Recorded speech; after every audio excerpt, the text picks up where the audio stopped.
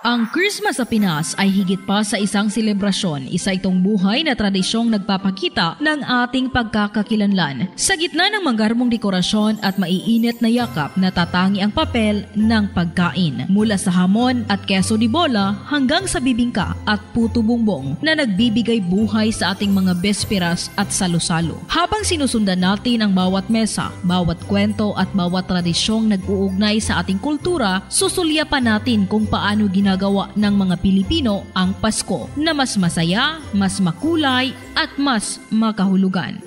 Dito sa lungsod ng Pagadian, kasabay sa pagbukas sa Paskuhan Festival 2025, may isang pook ng mga natatanging putahe at kakaibang food experience na dinarayo ng mga Pagadianons.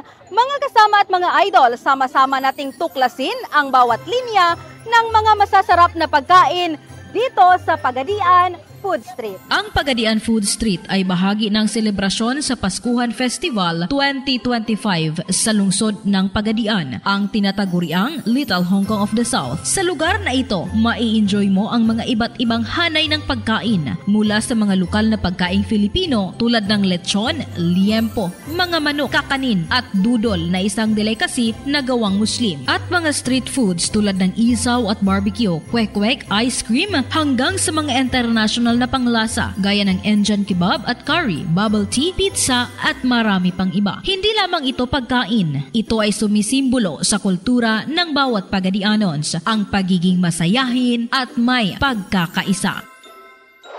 Ang Pagadian Food Street ay isang inisyatiba ng city government upang suportahan ang mga local vendors sa kanilang mga pamumuhay, habang binibigyan ang mga pamilya at bawat Pagadianons ng masigla at kasiyasiyang lugar para magtipon, kumain at ipagdiwang ang Kapaskuhan.